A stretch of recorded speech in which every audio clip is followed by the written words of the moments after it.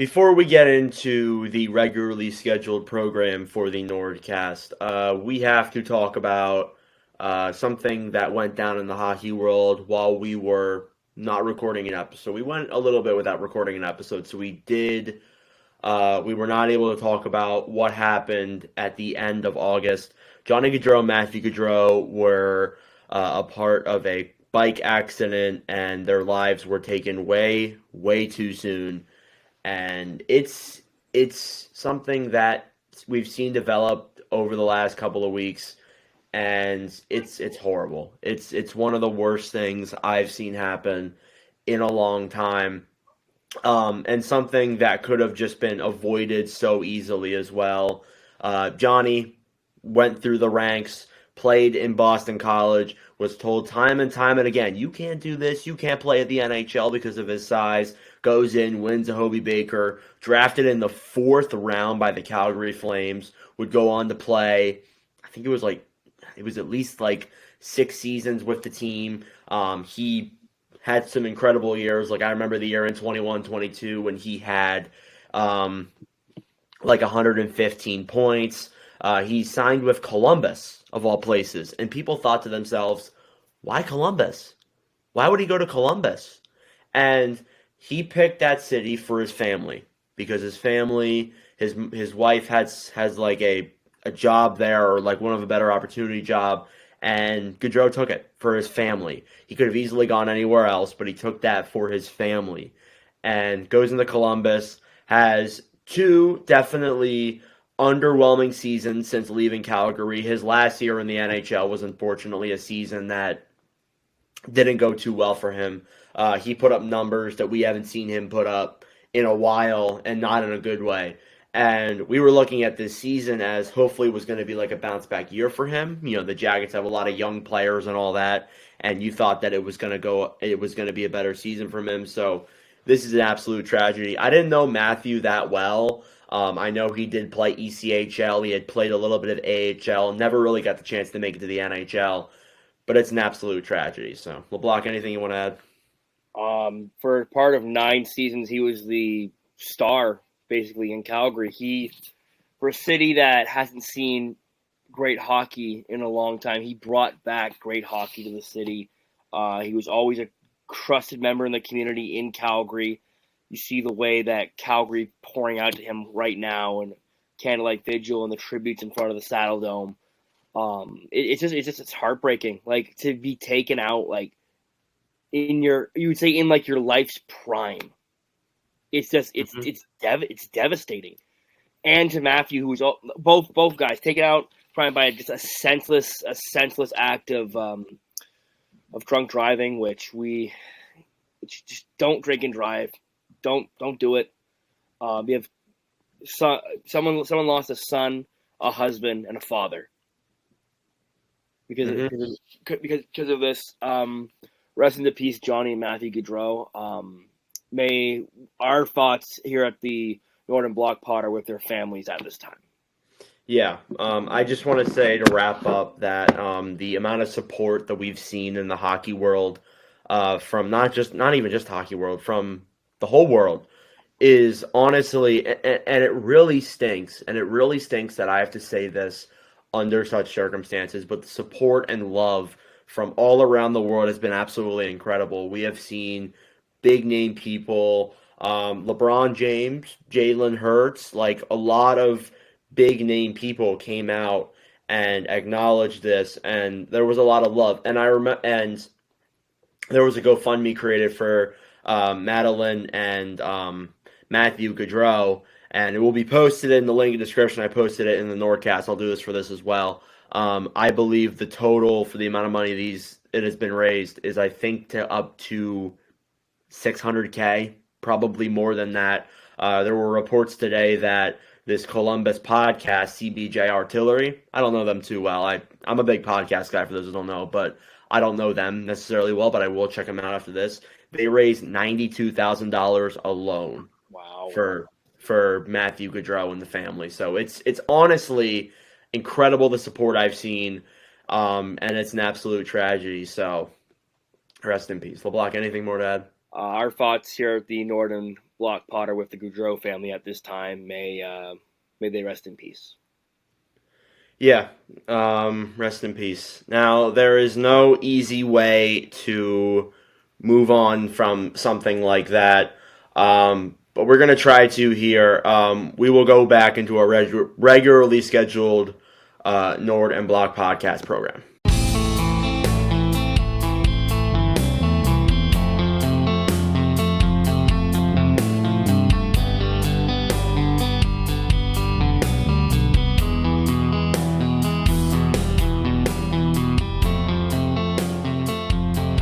What's up, everyone? Welcome back to episode number 18 of the Nord and Block podcast. It is Tuesday, September 10th, 2024. It has been a while since we recorded a podcast. We do apologize for that. We'll get into why we didn't in a second here, but I am your host, Nordic, with my other host, LeBlock. How are we doing today, good sir? We good. We doing good. Awesome. If you're wondering why I'm like a little bit quieter and my voice and my audio in my room probably sounds a little bit different, I am not at my current estate where I record my podcast. I am in North Carolina on vacation. Yeah, believe it or not, I'm on vacation in September. But that doesn't stop me from making videos and podcasts. But we did take a week off last week, not because we wanted to, but because our schedules just couldn't align and we were busy with work and such. LeBlanc, though, do you want to tell us what you did while you weren't on vacation? You went to some games. I went down to the great state of Michigan. I went to go down to East Lansing to see a Michigan State Spartans game, which is, I would say it's one of my favorite college teams growing up. My dad was a big Spartans fan, and my dad went there. So, yeah, and then I went to see the Michigan Wolverines play at the Big House, which has always been a bucket list of mine for football. And it was great atmosphere. A lot of people, though. It's like you sit on bleachers. It's like having a grown man sit on your lap almost. That's how close the seats are. And then I went to go see the Tigers. And oh yeah, shout out Trevor for driving everywhere. Yeah, Trevor took LeBlanc around all over. And I heard that you paid for the hotel though. So big props to you. Yeah. Yeah. All right. Which one would you say is better? Between the two, not the Tigers, because the Tigers are a different sport. For experience, I would probably lean towards the Michigan Wolverines, because it's so big, and the stadium is like right in the middle of like somebody's backyard, like it's in the middle of a neighborhood. While the Spartans stadium is like right on campus, so there's like just parking around. But like Michigan, it's like we paid for parking $60 in somebody's backyard. It must be a lot of fun for those people who live around that house where they, on those nights where there's games, they probably hear like a bunch of sirens and when there's fights and oh man, that's got to be interesting. Probably for raking in with absolutely.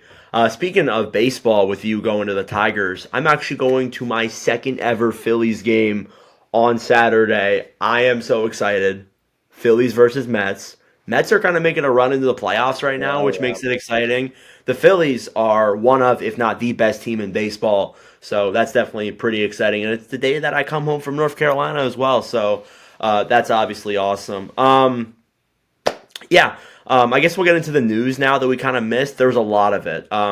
We already talked about Goudreau at the beginning of this podcast. Rest in peace.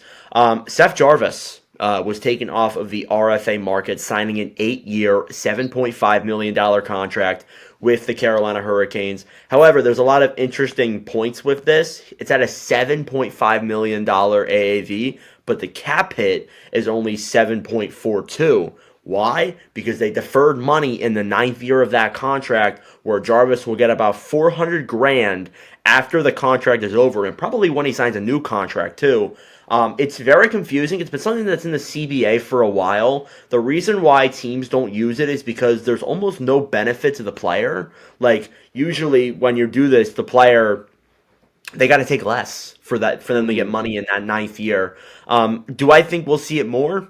Maybe. I mean, with this new era of these new GMs using this analytical type thing, like with specifically Eric Tulsky, guys like that using that analytic type of field, I think we could see it a little bit more. But honestly, I think that it's something that we're not going to see a lot. So, LeBlanc, any thoughts on this Jarvis contract? If I had to give it a grade, I would honestly give it an A because I think that Carolina managed this well.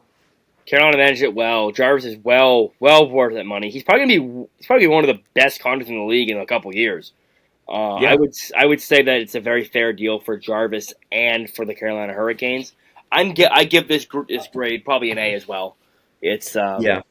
Jarvis had a great year this past year, but now we always have to think, oh, once the players get paid, they don't want to start, they don't want to work anymore. Yeah, that's the other thing. Yeah, Jarvis got his money, and that's exactly what he deserved. But someone else who got his money, Leon Draisaitl and the Edmonton Oilers. They finally agree on a deal. You can shut up about the Boston rumors. Yes, I'm talking to you, Max. Leon Draisaitl signed an 8-year, $14 million contract with the Edmonton Oilers that will begin in 2025-26. This is a record-breaking contract. It is the highest paid AAV in NHL history. What's funny is that I saw a lot of people compare this contract to like NBA contracts. Draisaitl is the highest paid player. Next year he will be. But he is getting paid the same amount that bench NBA players get paid. And I understand that at that degree, that is because the NBA makes more money, obviously. But again, Draisaitl signs this record-breaking contract. I thought that was funny to me. LeBlanc, what are your thoughts on this deal? Does Draisaitl get the money he deserves? Yeah. I think first, I think to keep McDavid, you got to keep Draisaitl. Yeah. So going forward, do you want Leon to leave and then have a chance to lose both? Like getting one is great. Losing both would be a disaster. So you lock up Draisaitl, who is arguably a top 5, top 7 player in the league. I think he deserves his money. He's proven time and time again where he can manage the moment, play great, even without McDavid on his wing, on his line. He's good defensively. He's good offensively. He brings an energy, and he's a good leader as well in that Edmonton room. So I feel like it's a no-brainer to bring him back for that cap hit, and the cap is going up. So I think it's a good deal. Yeah, I love it. I think that honestly, it's the first step of keeping McDavid and Draisaitl, and obviously now you have Draisaitl locked up. However, signing this contract kind of it indicates that, and it kind of does say that if the Oilers were going to win a Stanley Cup this coming year, has to be the year. Mm-hmm. I'm not saying it is their best opportunity because obviously I think they're going to be contending for years to come. As long as they have Draisaitl, as long as they have McDavid, they will be contenders. But again, you got all these guys on lucrative contracts. I said on the Nordcast that, listen, Peter Chiarelli, when he was the GM, didn't do a lot of good things in Edmonton. In fact, if we had a podcast back then, I think we would have made fun of him every single episode. But one thing that he did really well was sign Draisaitl to an absolute steal of a contract. I think it's like $8 million. I'm not 100% sure. Yeah, so it was an incredible contract, and it was one of the really good things that he did, and there wasn't a lot of them. It was a very short list. In fact, it might have just been that. But again, you have Draisaitl on that contract for one more year, and you just made the finals this past year. You have McDavid on, I think, a 12.5 or something around there, which is also a pretty good contract for him, too. This is your year. This has to be your year that you go out and win a Stanley Cup. It has to be. Yeah. Nothing short of it. If they come close again, sure. I guess you can call that season a little bit of a success, but you want to win the Cup this year. You need to. Yeah. It's like the pressure, the heat is on in Edmonton. Yeah. And I'm not trying to like downgrade it at all, but like it's good they signed these guys. I'm not saying they won't be contenders after this, but this is the 1 year. This is like the last year where you have both Draisaitl, honestly Bouchard in that column too, and McDavid all on pretty cheap contracts before you're going to have to start paying these guys. Honestly, yeah. and it's funny because in the Last Dance, like they already won a lot of championships. Yeah. This team hasn't even won a championship yet. So if there was a year where they're going to have to do it, it's going to have to be this year. And I know I've said that a lot, but again, Draisaitl, great contract. It's not an overpay. It's not an underpay either. I think it might be the right amount of money. I'm giving it a B. like it kind of feels like we're in Washington's window. Washington, this is before they paid everybody. Yeah. When they had like a young Ovechkin, like I'm thinking like a 26, 27-year-old Ovechkin, where he was already paid. He had that big ass contract, but like they didn't have all their young guys signed, and like it felt like it was a prime for the year. They in the end they didn't get it done, but they got it done later. But it kind of feels the same like energy as like some of those early like Washington teams. Yeah. Yeah. I definitely agree with that for sure. Moving on now. Torrey Krug suffered a season-ending surgery on his left ankle and will miss the entire 2024-25 season. We saw him break down into tears about how he's going to miss the full year. It's unfortunate. We never want to see this for a player. Um, Hopefully, he will recover. Mark Stahl has retired. He joins, I think, three of four Stahl brothers. I actually forgot there was a fourth one. But Stahl spent a long time with the Rangers. I think it was, I'm pretty He was sure it there. was, He was there 10 plus years. yeah, he was there like 12 years. Then he played two in Detroit, one in Florida, and then kind of like a half a year in Philadelphia before he ended up hanging up the skates. Was always a very serviceable defenseman, was always someone who would lay his body on the line. It'd be interesting to see how many shots he's blocked over the course of his entire career. That would be something fun I would like to look at. But again, best of wishes to him on his retirement. Adam Larson signed a 4-year, $5.25 million contract for the Seattle Kraken. Um, this is one I've kind of bounced back and forth on today and last night when it was signed. I think that it's probably going to be a contract that you look at in 2027 and you're going to say, might be a buyout candidate. Because listen, I think he's a very good defenseman, but like he's 33. He's going to be 33 when this contract kicks in. So that is it's interesting the amount of money, but I think Seattle with this deal is planning on the cap rising. That's the only reason why I could really justify this. It's a bit of an interesting one. We'll see how it works out. But again, Larson, I would say probably besides Vince Dunn, he was probably the best defender on Seattle this past season. I know Montour's there as well, so, but Montour wasn't on the... You get what I'm saying. One last piece of news here. There were a lot of other just kind of signings that we don't really need to talk about. Nick Robertson signed with the Leafs. Jared Tenorti signed with the Flames. But the PWHL announced names and logos for these 6 clubs. So we'll go through them here. You got the Toronto Scepters. Wait, Scepters, It's right? it's like specters, like it's like a specter. Oh, Yeah. Toronto Specters. You can tell I'm American. The Ottawa Charge, the Montreal Victoire. I think I said that right. The Boston Fleet, the Minnesota Frost, and the New York Sirens. LeBlanc, what do you think?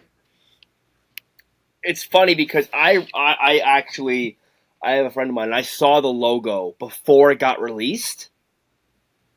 And Really? I couldn't tell anybody about it. But they had another concept for the Ottawa Charge logo that I also did see, and now that's out there now. And I think the other concept was just so much better. But I like the logo. People are like, oh, it's like the Cavs and the Flames had a baby, and that's the logo. I But know I was about to bring that up if you weren't going to. um, I like it. It represents the O, and it actually gives nod to the Senators. The has little wings on the side though. Yeah, And I'm yeah. surprised they went with Charge because it was rumored for the longest time that we were going to be the Ottawa Alert, which probably a worse name. I'm not going to lie to you, but I Like was Alert shocked they went Canada. with Charge.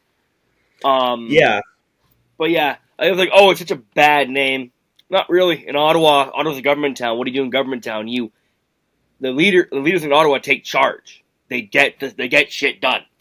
or they charge people. Yes, That's another thing. that too. But it's where the Supreme Court is. They charge people, or it's where our leaders are, and they take charge. So I get the concept behind the name.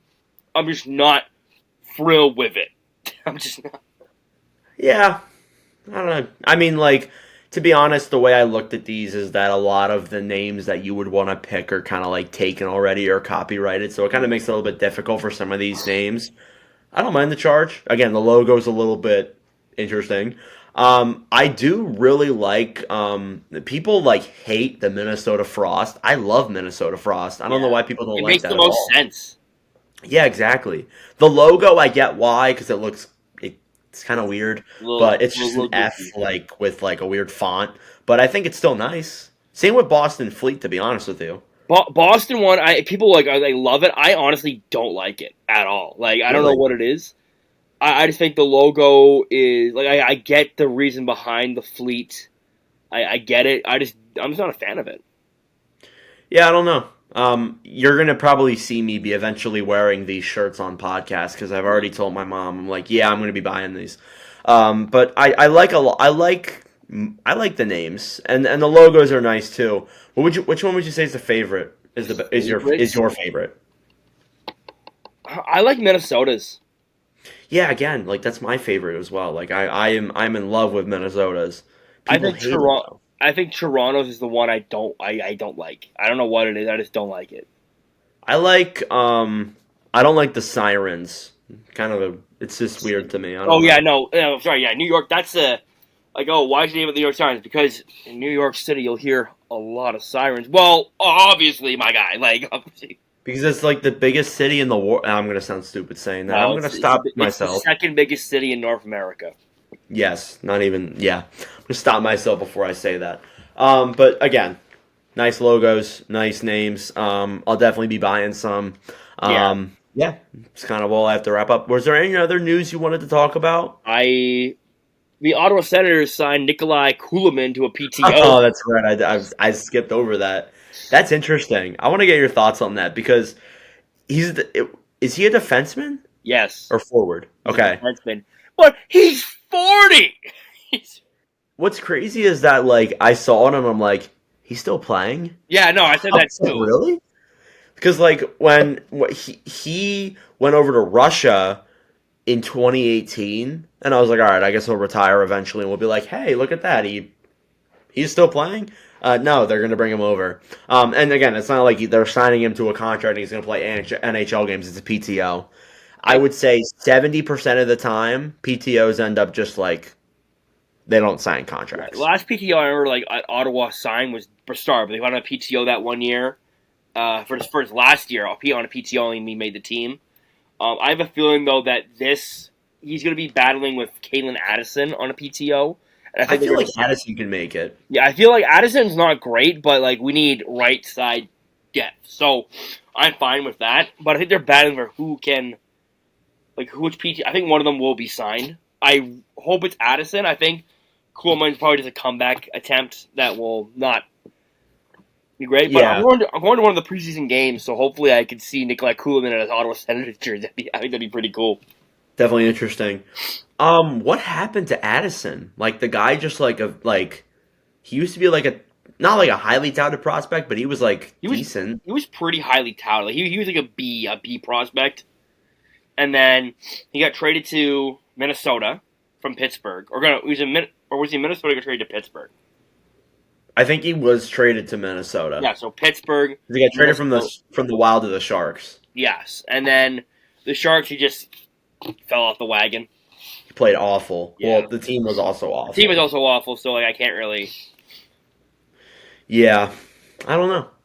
All right, that's all I got for news. LeBlanc, you have anything? Actually, no. I have one more thing. Did you see today?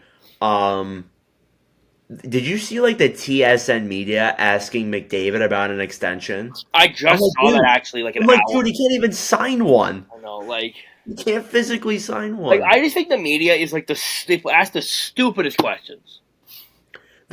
Listen, I am not as critical of the media as a lot of people are, especially Canadian media because I'm American. Like I'll be talking about, oh, I like this guy on Sportsnet. LeBlanc's like, oh, I fucking hate that guy. He's fucking terrible. Hey, I like Kyle Bukauskas. I didn't say that. Shout out to 32 Thoughts, but again, like this is so stupid. Like he can't even physically sign one. Like if you're gonna do that, ask him like, do you have any? Do you like even then, like it's literally like 2 years out. Like really, come on. All right, that's all I wanted to say. Division previews. We got the Metropolitan here today. Um, Metropolitan, a lot of teams that change drastically. There's a lot of teams that are kind of to be honest. This is probably the most boring division, and I don't like to say that because I think there's a lot of interesting teams in this division, but there's a lot of teams that like you kind of just like they're going to be bad or they're going to be good. There's kind of like really no in between. We'll start off here though with the Carolina Hurricanes. They went through a lot of changes. Departures are Gensel, Brady Shea, Brett Pesci, Teuvo Teravainen, and Stefan Noesen were their notable losses, along with Evgeny Kuznetsov as well. They brought in William Carrier, Eric Robinson, Tyson Joe, Sean Walker, Shane Gostisbehere, and Jack Roslovic. So, LeBlanc, what are your overall thoughts on the Hurricanes this past offseason? Well, I think the offseason, it's well, if you could describe it in like a phrase, I'd say like guess who's coming to homeroom, like, or guess who's coming to dinner, because like it's such a drastic turnover. Like, there's so many new names and there's so many old names out the door too. So like this could be a season of I don't want to say like regression, but it could be like a reload. Like they've reloaded everything. They've shuffled. Well, they flipped. Weren't they like third in the league this past year? Sorry to interrupt you. So I feel like there will be some regression, but it won't be like a drastic change. It's kind of like when you're cooking and you get the pancake on the one side, and then you just flip it, and you flip it for the first time, and you see like oh, it's like a clean slate. It's kind of like that because like the one side is done, the other side that you just flipped is now new, brand new. Yeah, they were third in the league this past year. I think that they're going to be worse, but not worse enough to miss the playoffs. Yeah, so I'm not saying that by any means. I have their lines are up here on my phone. I use daily face-off, so don't come at me. Don't be like well, he doesn't play there. I'm just reading the list off my phone. So, first line, I'm gonna just say it for the first line. We got Svechnikov, Aho, Jarvis. I'd say it's a pretty good line. Second line, Bradley Nadeau, Jesperi Kotkaniemi, and Martin Necas. I'm going to say this right now. Ugh. Like, I don't want to be like all great players. Well, but like Nadeau is a rookie. Kotkaniemi has not impressed me since he got drafted personally. And Martin Necas is on a brand new deal, so he might have something to prove. For a second line, I don't think I would expect better. Yeah, they lost so much depth. Like Kotkaniemi is your second line center. Yeah. Horrible. So brutal. I think they'll be active at the deadline if they're in contention. Yeah, they'll be looking for a center. And just quickly, the bottom six, we got William Carrier, Jack Drury, Jack Roslovic. Fourth line, Tyson Jost, Jordan Staal, Jordan Martinook. Yeah, again, this is a playoff team. Not saying it's not, but when you look in terms of this lineup, it got a lot worse. Defense, I'd say got a little bit worse, but I still think it's really good. At forward core, like outside the first line, is kind of iffy. Like if they get hit with injuries, we might see a big fall off. It could get ugly. Then we got defense, first pairing, Slave and Burns, solid. Orlov, Sean Walker on the second pairing. And Gostisbehere, Chatfield on the third pairing. That's a pretty good third pairing. Like I see Scott Morrow getting time up there too. He could, yeah, and I think Scott Morrow should be getting time there over a guy like Chatfield. We'll see though.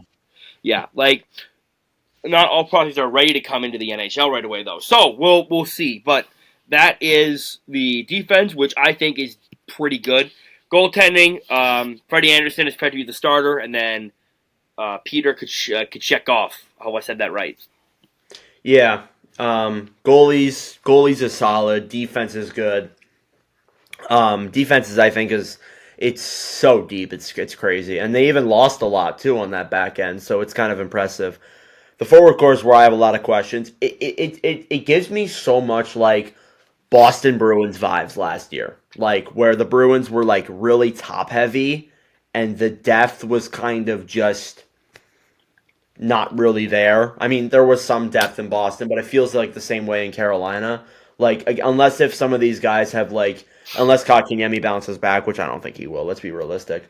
Or Jack Drury takes a step. I think this is looking similar to Boston, to be honest with you. But again, first line's terrific. After that, it's kind of a little bit eh.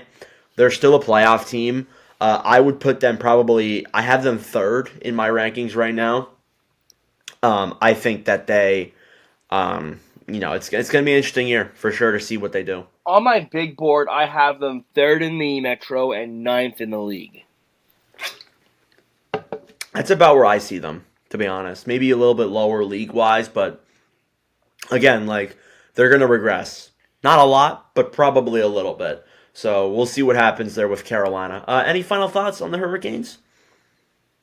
Guess who's coming to dinner? I don't really have much to say. All right, we'll move on to the Columbus Blue Jackets. The Blue Jackets, obviously, they just suffered a terrible loss. Their departures, they lost Texier, Bean, Boquist, and Alex Nylander. The only notable adds that I have seen, and Patrick Laine, by the way. The only notable adds that I have seen are Sean Monahan and Jordan Harris. And Jack Johnson as well. LeBlanc, what are your thoughts on the Blue Jackets? Well, I look at the Blue Jackets. You just suffered, like we mentioned earlier. You just lost one of your best players. And, you look at this team, and I think they're a young team, but there's also a lot of guys. I look at the roster, I'm like, who? Yep. And I did these it's ranking I had on my big board. I had them. This is before the incident. They might be contending for worst team in the league. They might be after this offseason and what happened. Yeah. And that really sucks to say, but I have a feeling, and it's been a rough year the last couple of years in Columbus. But after what happened, I feel like this is going to be there's really hope though. They have a loaded farm system. That's very true. Honestly, if they got first overall, that'd be a huge benefit. If they get first, this core's loaded. So it's the other thing you got to look at. James Higgins and Fantilli would be a monster center core. Monster and with Sillinger too. Oh man. Yeah. All right. I'm gonna just list off the lines. First line: Boone Jenner, Sean Monahan, Kirill Marchenko. It's decent, but it's not wow. It's not like a wow factor. It's kind of how it is when you look at really bad. That'd be a really good second or third line, but yeah. Second line: Kent Johnson, Adam Fantilli, Yegor Chinnikov. I think that line. I think that line might produce. Yeah, I think Kent Johnson's in for a big bounce back year. Mm-hmm. Last year was horrible for him, and there's no way someone with that talent just stops. There's no way. The one thing I will say is that they do have a good coach, Dean Evanson, who I've been a big fan of since he took over Minnesota a few years ago, and then he got recently fired. I wanted Evanson to coach the Senators. That did not happen. But yeah, I think they got a good coach. I think he might make them better than they are on. I think, yeah. Yeah, I'm with you. Mm-hmm. Third line, Justin Danforth, Cole Sillinger, and Dmitry Voronkov. Yeah, just a lot of young guys, honestly. Voronkov came in last year, was completely unexpected. We'll see how he does this year. Fourth line, Sillinger also in need of a bounce back. Yeah. Sorry. Fourth line, I don't know who this man is. James Malatesta. He's one of the young prospects. He's not a big name guy, but I think he is one of the. Sean Corrali should be an anchor on that fourth line. And then Matthew Olivier. Olivier, yes, sorry. Yeah, he's definitely he's gonna be interesting to see. Again, this is a brutal forward core. A lot of young talent, but it's gonna be interesting to see. I think they could score. I think they could be fun to watch at points, but they're not gonna be good. That second line will be a fun line to watch. They'll be a fun team, but yeah. Kind of like Montreal, because Montreal's a fun team to watch, but there's not a lot of winning going on. Yep, it's pretty much how it is. All right, the defense. The defense, I think, it's aight. Zakarensky, Damon Severson is your first pairing. Ivan Provorov, Evan's favorite player to yell at. Yeah, and yeah, no. David Juracek, and then new addition Jordan Harris will be on the fourth line with Ottawa native Eric Gudbranson. You know who I think's going to crack into that lineup? Denton Mateychuk, I think's going to get some time. Yeah. He was apparently last year. He had a really strong training camp, and Columbus didn't want to send him back, but they had no choice because of their decor being so loaded with Kekalainen's just like screw ups. Yeah. Again, like it's a decent blue line. It would be a decent blue line if the team was a contender, but they're not a contender. Like you have a bunch of like. What's funny is that you have a bunch of offensive defensemen on this team. Mm. Like you should like Provorov is the worst defender I've ever seen in my life. Worst defensive defender. He's good offensively. Juracek I think has a lot of potential. We'll see what he can do. And again, maybe the Provorov H just biased, but Juracek, I think it's going to be fun to see what he can do. He definitely had a really rough year last year under Pascal Vincent. Clearly, it didn't work out, which is unfortunate. But sometimes it doesn't work out with certain systems and certain players. But again, that blue line is decent, but it's not game changing. So for goaltenders, they actually have Daniil Tarasov as a starter. Do they really? Yes, and then they have Alex Merzlikins as the backup. Wow, the disrespect is crazy. That's a bold take, but I don't know. I think Tarasov could take a step. He didn't look bad last year. he did not look He bad put up last okay year. numbers. Yeah. Another player who I think, if I don't know if he's signed or not, but could crack into that lineup is Gavin Brindley. He is signed. Yeah. So He plays for Michigan. Me and my girlfriend were talking about it because she's a big Michigan fan. Yeah, he's not. He's not going back to Michigan, so there could be a chance that he makes it, and there's a chance that he plays with Fantilli. So, again, that's about all we can talk about with Columbus. Just, yeah, there's a lot of young talent, but it's going to be a rough year. it's going to be a very, very, very rough year. I think it's going to be a very emotional year too for Columbus. Yeah, especially that first game back as well. It wouldn't surprise me if they do some sort of like retirement or honoring of Gaudreau. I feel like when Calgary comes to town, yeah, they'll definitely do something. Any more thoughts on the Columbus Blue Jackets? I have the Columbus Blue Jackets at 8th in the division, and I have them as of right. I wrote this down before the injury. I have them at 30th in the league. I'm going to keep them there right now. Who do you have below? Below them, I have the Sharks at 32, and I have the Blackhawks at 31. Okay, just wanted to make sure. sure. They're going to be the worst team in the East. That's Probably by a long shot, if we're being honest. Yeah. We'll move on now to the New Jersey Devils. The Devils, last year, and I was listening to Spin Chicklets, and I realized, like, man, last year was such a disappointment, a massive disappointment.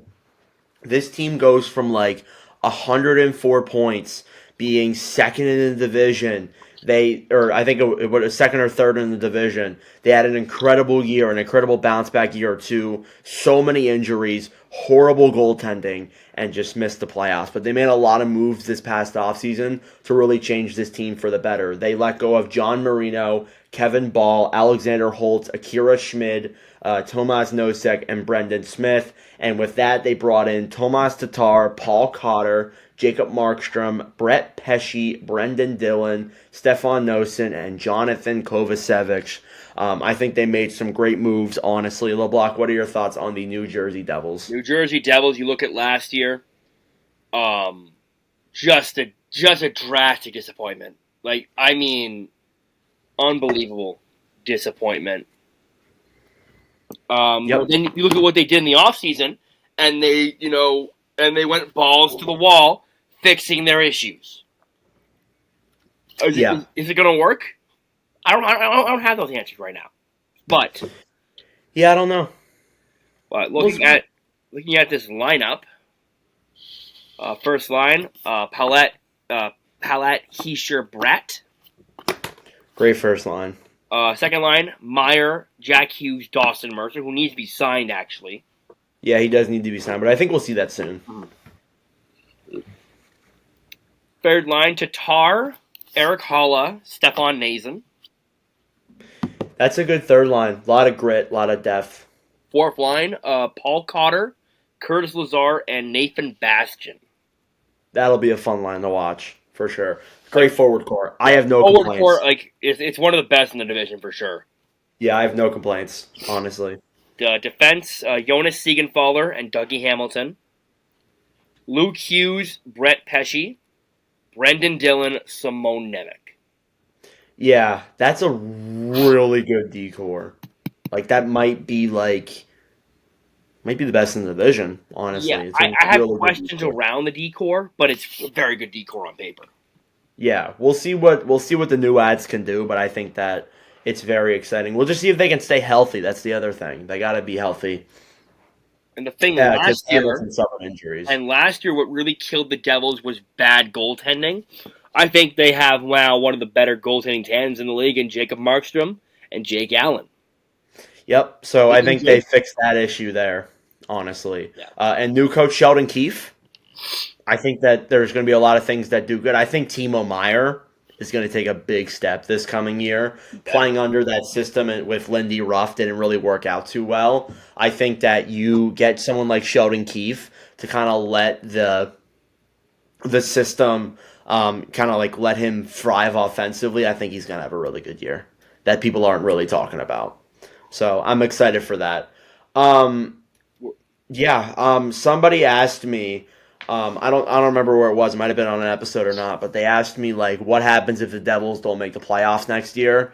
And I couldn't answer the question. I think that it's kind of like almost impossible to think this team's gonna miss this coming year But we said that because last year too. we did say that last year.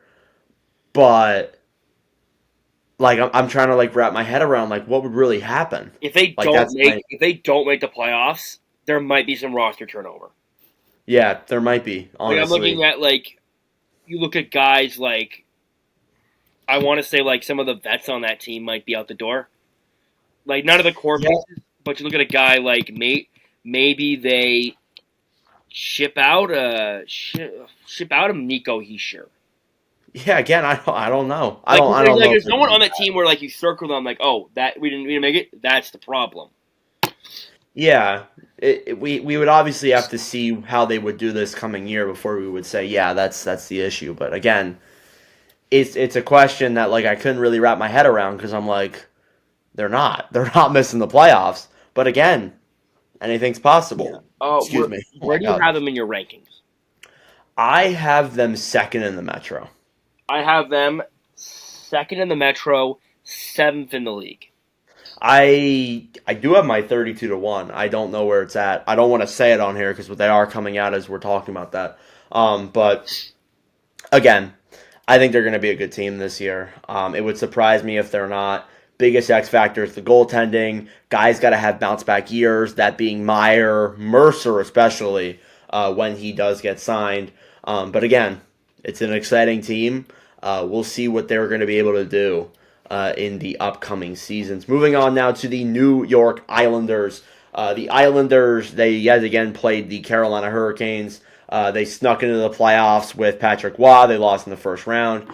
They didn't do a lot. They let go of Cal Clutterbuck, Matt Martin, and Sebastian Aho, and they brought in Anthony Duclair, Liam Fody, and Maxime Tisplikov. So, Mr. LeBlanc, what are your thoughts on the New York Islanders? Kind of mid. I feel like we say that every year. I mean, the Islanders are a team where it's like one of those people like, oh, they're not going to the playoffs and they make the playoffs. Yeah, they're one of those teams that everyone doubts and they end up making it, but they don't end up doing it. They don't end up doing it much. They still get in though. So, um, again, this team, like when you look at the overall roster, they have such like, and I don't mean this to be a part of those fans who say, oh, it's mid, it's mediocre, but they kind of do. The team is kind of just like meh. But for some reason, like with the way the Islanders play and the system they run by, it works for some way. And sometimes that's how it goes for a lot of teams. And I don't want to discredit the team whatsoever. But again, that's kind of part of it. So again, I think there are some guys who are in need for big seasons if this team wants to get back in, because I think that I think the top three kind of cemented unless New Jersey has a falling out again. It's going to be that wild card spot where they're battling with those Atlantic teams for the Islanders to get in. Yeah, and let's go for the roster right now. First line: Duclair, Horvat, Barzal. It's a solid first Solid. line.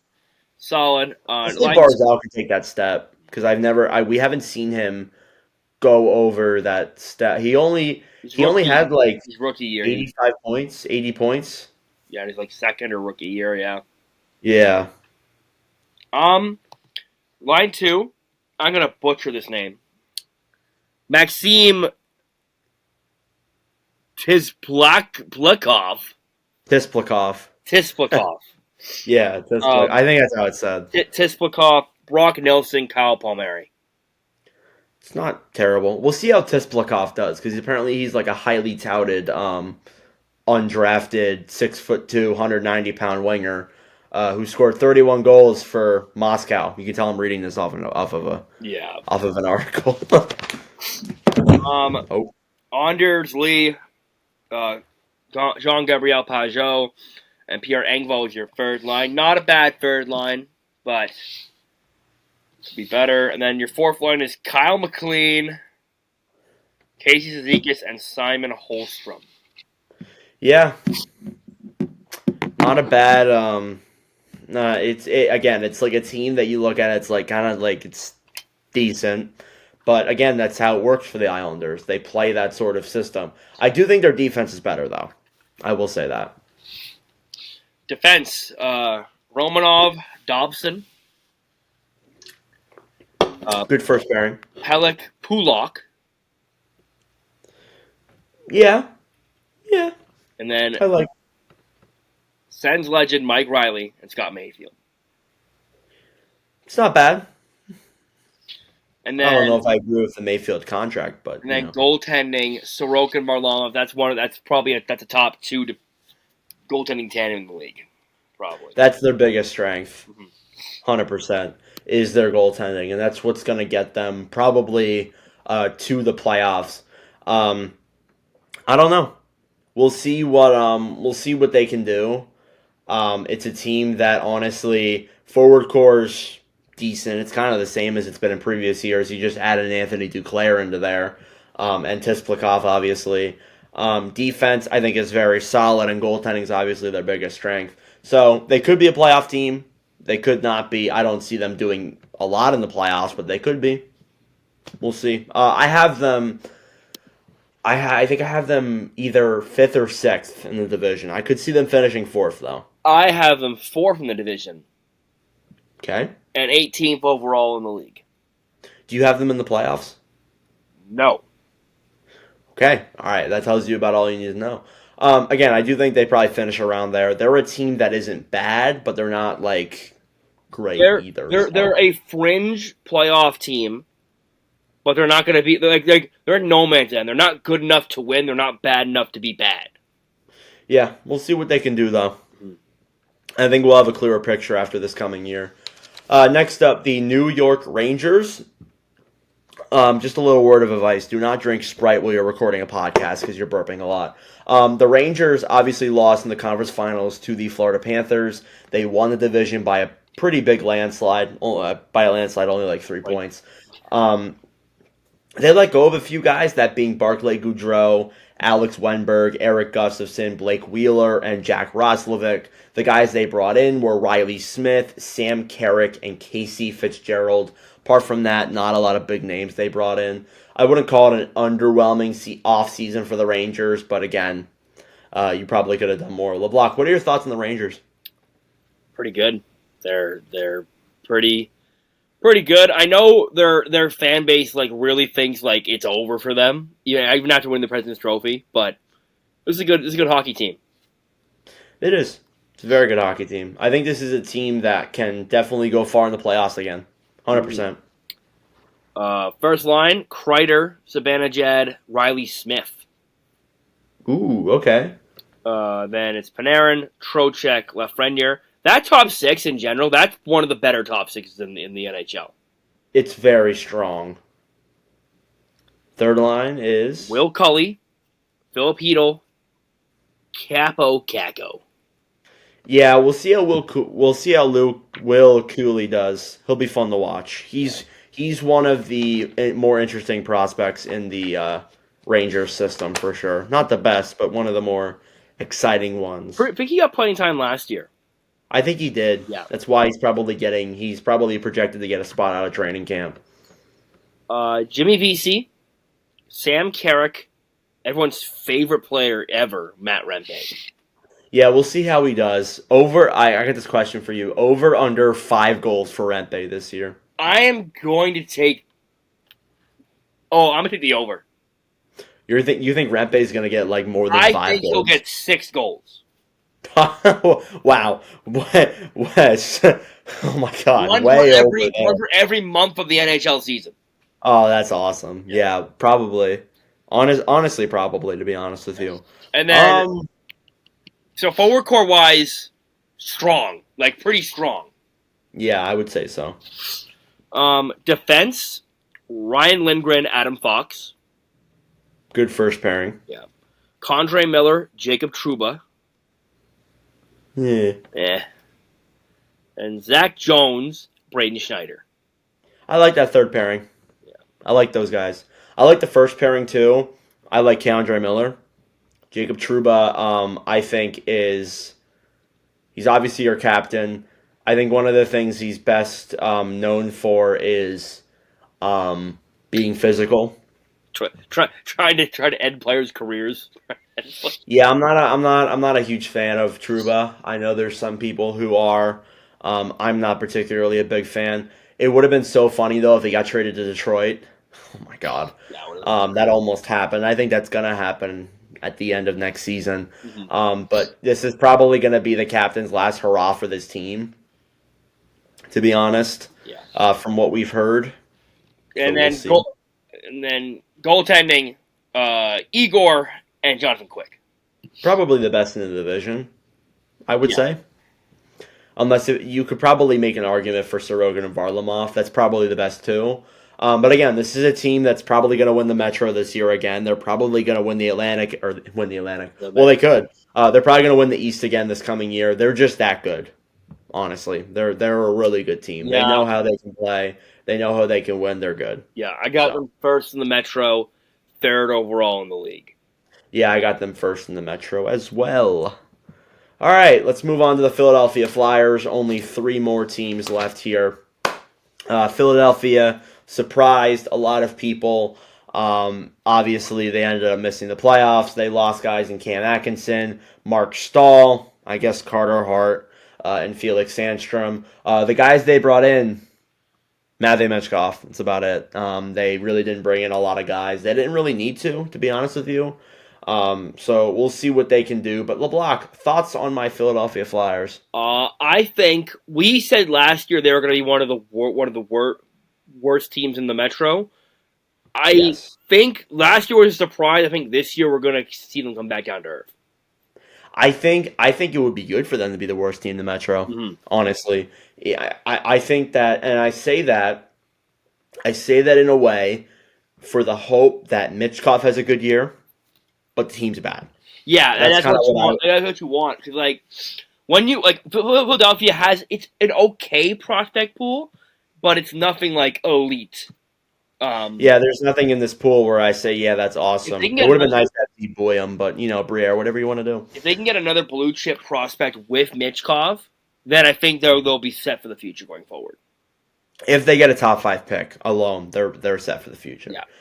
Like this upcoming draft, and I looked at it, it's a lot of centers in this draft. If they can get one of those guys, they're set. There's also a few good defensemen like Logan Hensler. Yeah, well, this isn't a 2025 prospects video, but I do want to say it'd be great for the Flyers to finish lower for the fact that they lost out on Gauthier. They're probably losing out on Kolosov too. Mm-hmm. I think that it'd be best for them to do it that Going through the forward core, very, very young forward core. It's honestly not the worst, to be honest. It's like I just think I don't think it's a bad forward core, but it's not like I'm not being like blown away. Yeah, Right, I agree. going for their forward core. You can just cut me off if I'm wrong. If you think it's another way for the forward lines, since you are a Flyers fan. Yeah, Forrester, Couturier, Mitchkov. probably. I mean, I put Mitchkov on the second line, but I would want Mitchkov potentially playing with Konechny, but I think they play on the same side. they do play on the same side. Unless if Konechny goes to the center, which is possible as well. Tippett, Frost, Konechny. Not bad. Not bad. I would probably move Konechny up. It's a decent second line. I would want Tippett playing with Mitchkov personally. If I was Probably. yeah. Tippett can feed pucks. Then we have Farabee, Lawton, Brink on the third line. Honestly, that's not a bad third line. Yeah. That's a pretty good third line. It's going to be fun to watch. And then fourth line's not terrible either. We got Noah Cates, Ryan Paling, and Garnett Hathaway. It's a physical line, especially if Nick Delorier gets in there. And very good defensively, I might add. Especially if you get Nick Delorier in there. Better have fun. Better be ready for that. I do think Delorier is going to be a more regular player in the lineup this coming year because they're going to want him to help out with Mitchkov. Put him on first pairing every time you play the Penguins. Yep, be prepared for that. That's going to be something that's probably going to happen. The forward core is okay. It's honestly it's not the worst. I'm not gonna lie to you. Yeah. Defense is where I have my. A lot of what ifs on the blue line. Cam York, Travis Sanheim. Good first pairing. Good. Not great, but good. Well, obviously. Yeah. Yeah, I agree. I think it's a good first pairing. Second pairing, Nick Seeler and Jamie Drysdale.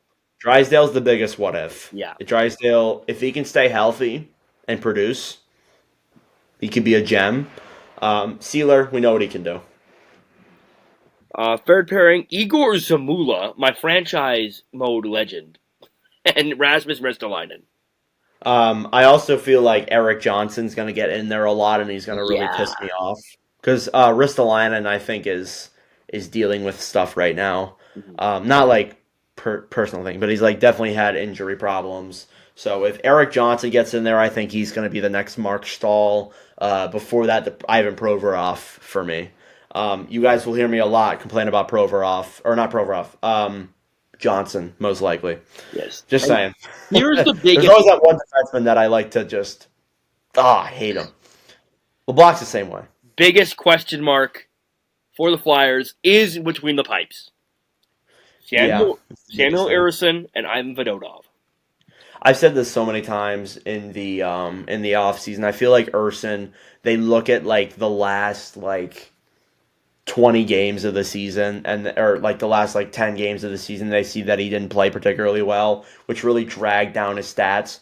Honestly, it's a lot of it's because of just how tired he was. He started 97% of our games down the stretch after Carter Hart got put on permanent leave or whatever.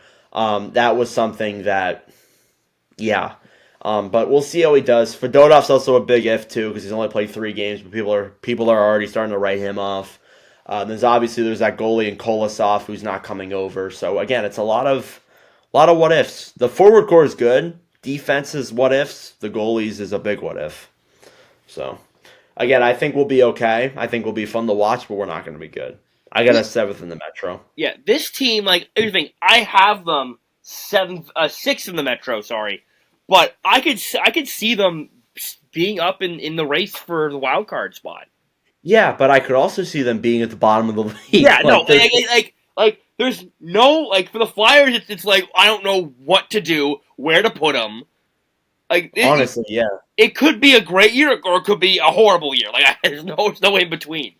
You have no idea unless Mitchkov comes out of the gate and becomes God. I don't know. I think honestly this team is just in such not in no man's land, but they're in such they're in a weird spot.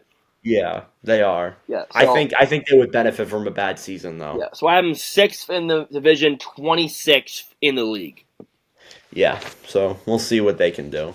Next up, then, the Pittsburgh Penguins. The Penguins, the second straight year of missing the playoffs, another disappointment of a year. They made some moves. They let go of Riley Smith, Pierre-Olivier Joseph, Jeff Carter, and Emil Bemstrom. They brought in Anthony Beauvillier, Cody Glass, Kevin Hayes, Matt Grzelcyk, and Sebastian Aho, but not the Aho from Carolina. The Islanders Aho. Yeah, the Islanders Aho. If they brought in the Carolina Aho, then we'd be talking a little bit differently. But again, LeBlanc, what are your thoughts on the Penguins? Old. They are old. They are definitely that. It's like going to see Gramps in the home. It's like you're there. You're like, yeah. Hey Gramps, hey, and they're like, oh my God, Gramps, you've lost it. Yeah, that's kind of the thing you look at with Pittsburgh. A lot of old guys. Might be a little mean, but I'm sorry. That's what I see when I see the Penguins. They're old. That's all you can say. I don't know. I am very low on Pittsburgh. I am extremely low on Pittsburgh coming into this year, but I think they should still be a little competitive. Yeah, they'll be competitive for sure. I'm not saying they'll be at the bottom of the league, but they will be fighting for a wild card spot, 100%. Looking at their forward core, Raquel, Crosby, Rust. You got Sidney Crosby. I guess you win. Yeah, it's about it, to be honest. Bunting, Malkin, McGorty. That's not bad. Oh, I forgot to mention McGrory's also on the team, too. I keep forgetting about that. He's not bad. Drew O'Connor, Kevin Hayes, Cody Glass. Aren't those all new ads? That's an interesting one. Yeah. Kevin Hayes was not good in St. Louis. Cody Glass. He's also had a really rough go of things since. He's had a really rough go of things. Cody Glass, he's had a rough go of things since he got into the league. Drew O'Connor's decent. He's all right. He's not bad. Good. Fourth line: Blake Lizotte, Lars Ella, Noel Achari. Surprised you didn't mention Jesse Puljujarvi. He's also in there as well. He's a scratch. He'll be in Wilkes-Barre. I've also seen him play, actually. Yeah. Oh no, I didn't see him play because they freaking called him up the game that I was gonna go see him. But anyways, yeah, forward core is weak outside of, I'd say, the first line. Leaves a lot to be desired. Yes, a lot of just kind of We'll see how Bunting does in his first full year with the Pens, though. Yeah, I wonder if the Pens go if they fall out of the race. How long until fans are calling for Dubas' head? I don't know about Dubas. I think it's gonna be Sullivan that goes. Yeah, I think it'll be Sullivan first, then Dubas. But you saw how Ron Hextall was there for a year and a bit, and then they were calling for his head as soon as they missed playoffs. That's true. I don't know. We'll see. I want to say Pittsburgh fans are used to winning. They're used to being in the playoffs. So any little inconvenience. There's no denying it, Pittsburgh fans. I'm not trying to discredit you. No, I'm not trying to go discredit, but they're used to winning. They're used to being in the playoffs. They're used to having great teams. And you made it for 20 straight years. So. Yeah, and this is their biggest struggle since before Crosby got drafted. Yeah, since Crosby came in. Yeah. So again. And then let's go to the D-core, which I'll just list it off. Marcus Pettersson, Erik Karlsson. Yeah. Interesting. Ryan Graves, Chris Letang. Not terrible. Not terrible. Matt Grzelcyk, Sebastian Aho. I'm gonna be blunt. It's either the guys who are past their prime, or it's not good. I think Grzelcyk will be all right. Grzelcyk will be all right. Karlsson should do Karlsson things. That's kind of all you can say for Karlsson. Chris Letang he's near 40 now. Yeah, he's getting up there. Pettersson's underrated. Graves was not great last year. Aho is Aho. I think it's actually one of the weaker D-cores in the division. It probably is. And I think the biggest X factor for this team is that power play, and it's going to rely a lot on that defense. I think, honestly, Pittsburgh, you look at their like how did this power play with Crosby, Malkin, Letang, and Carlson do so bad last year? Mm-hmm. Biggest thing. Todd Reardon lost his job because of it. Yes. So we'll see if that can improve. But again, you got to utilize Carlson. You got to utilize Crosby Yes. And in the going right way. and between the pipes, Tristan Jarry, Alex Nedeljkovic. It's not a bad goalie tandem. I think Jari gets a lot of hate that's kind of unnecessary. Yeah, I'll agree with that. I think Jarry is one of the most overhated goalies in the league. He's not that bad. Like people profile him as like such a terrible goalie. He's not that bad. It's not that bad. Nedeljkovic had a good year last year. Yeah, Ned played well at the end, to be honest. Yeah. So, Where do you have the Pittsburgh Penguins finishing?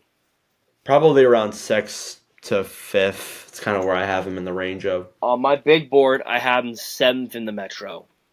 Yeah, you're not that high on Pittsburgh. But I have them, like, literally, I have Flyers in 6 at 26th in the league.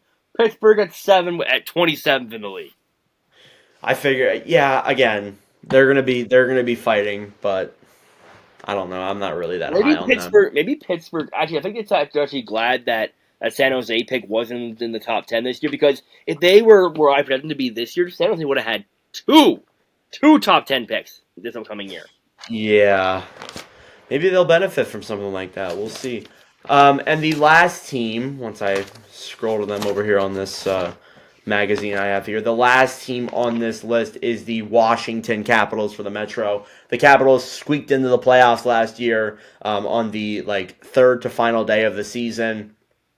They ended up getting swept, but they made a lot of moves. They let go of Nick Jensen, Darcy Kemper, Max Pacioretty, Beck Malliston, and Nicolas Aube-Kubel. They brought in Pierre-Luc Dubois, Brandon Duhaime, Andrew Mangiapane, Jacob Chikrin, Matt Roy, and Logan Thompson. So a lot of interesting names there that were brought in on the Capitals roster. LeBlanc, what are your thoughts on the Caps? Same thing I have with Carolina. Guess who's coming to dinner? Like, there's so many new faces here. Yeah, a lot of new guys. There's a lot of X factors too, who we'll get into when LeBlanc goes through this lineup. There's so many new additions. Like, you don't want Daily Faceoff on the new. Most of the new additions don't have numbers yet. Yep. It's like half the roster. Honestly, yeah. They're making a lot of moves, and I'm gonna say this: a lot of these moves I feel like are for the case of getting Ovechkin that record because he's 41 away. Yeah, kind of what it is. I'll say this after I go through the lines. First line: Ovechkin, Strome, Wilson. Yeah, same as last year. I would say it's a good first line. I like it. I like it as a first line. Second line: McMichael, Pierre-Luc Dubois, and I want to get into him. And Andrew Mangiapane.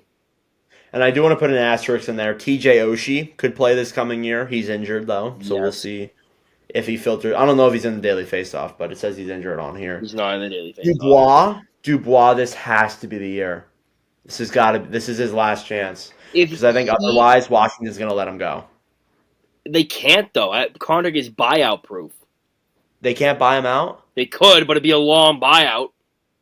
Well, I got to be honest with you. He, especially in LA, there were rumors that he was lazy, like he didn't care.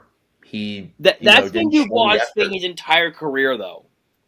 Yeah, that's the biggest thing. But in LA, in Winnipeg, he at least showed some sorts of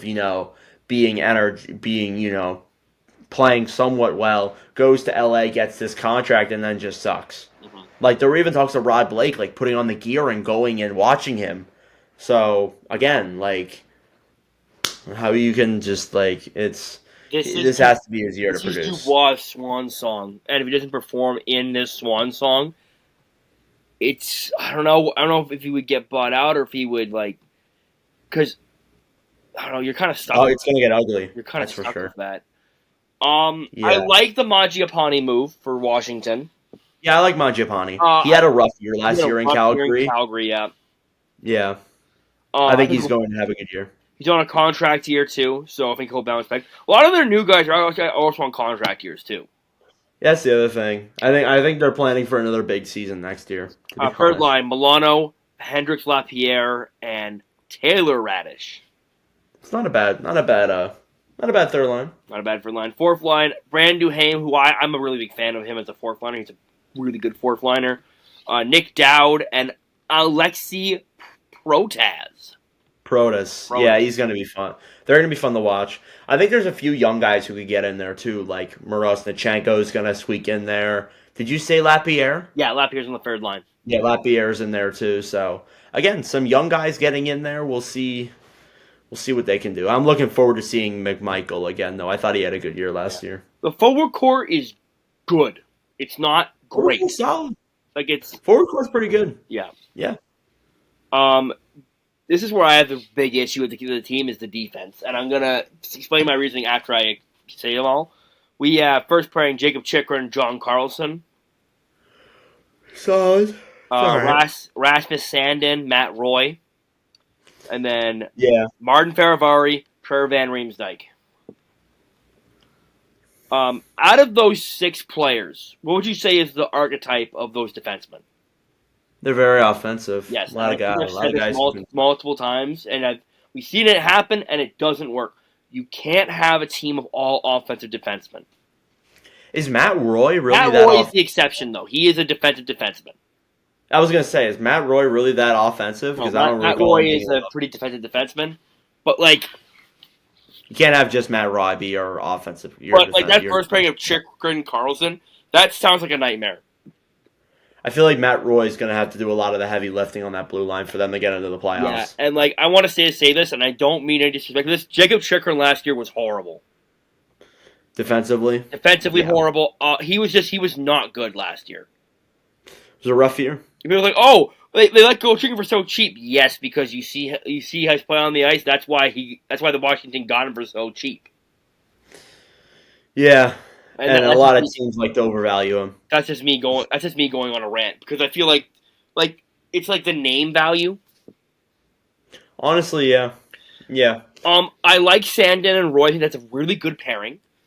Faravari is a good defenseman, and so is Van Riemsdyk. I just feel like Van Riemsdyk is more of an offensive guy, and Faravari is a good two-way guy. Yeah, I don't know. A lot of what ifs on that blue line. But the defense might be a little bit shaky, but I think goaltending is where they really thrive. Yeah, I would say so too. We got Charlie Lindgren, who was really, really good last year. He was. We'll see how he can do again this year. I think he can. Logan Thompson. Logan Thompson will be fun to see. I think they could run a 1A, 1B type tandem here in Washington. Or honestly, Thompson could take over the starting role. Not ruling that out. Yeah. So for me, Washington is also a weird team because they could be outside the playoffs, but I could see them getting into the playoffs too. Yeah, they're one of those teams. I have them 4th in the Metro. I have them 5th in the Metro. Okay. For me, them and the Islanders are kind of neck and neck. They're one of those teams, they got a lot of new players. They're kind of like Carolina, how we said earlier. They could be good, but again, they have a lot of new guys. How are these guys going to mesh? New guys take a while to mesh. That's the thing. Yeah, that's the one thing I thought of for sure. Yeah. All right. That concludes the Metropolitan Division. LeBlanc, who would you say is your dark horse for this division? I'm going to put my dark horse, and I know you're going to roll your eyes at me. It's probably the Islanders. Division winner? Rangers. Division loser? Columbus.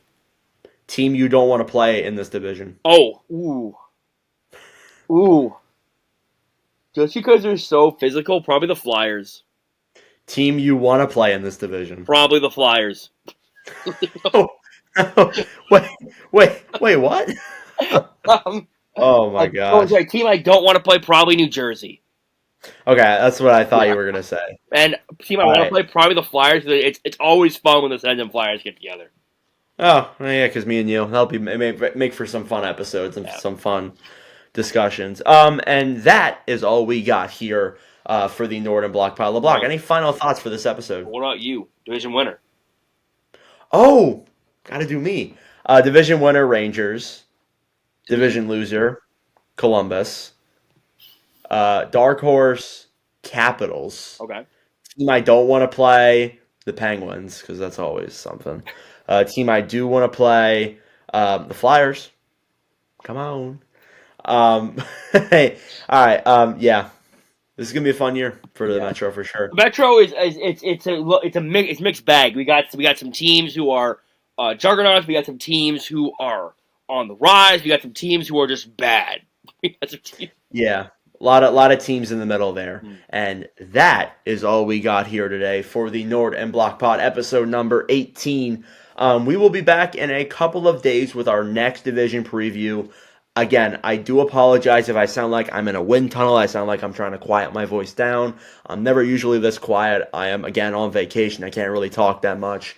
But the next episode, I will be much louder, and I will be projecting my voice to the wonderful people where you guys can actually hear it. Hopefully the audio is good. Rah, rah, rah. Yeah, that's not that great. But anyways, thank you all for watching. If you enjoyed on the YouTube end of things, give me a subscribe down below. If you listened on the audio end of things, give us a good review. Tell your friends. Follow on Spotify and Apple Podcasts. If you want to follow the Nord and Block Pod Instagram, follow at Nord Block Pod. That is all I got for you guys today. I'm Nord. That's Block. Thanks for watching. We'll see you in the next one. Ciao.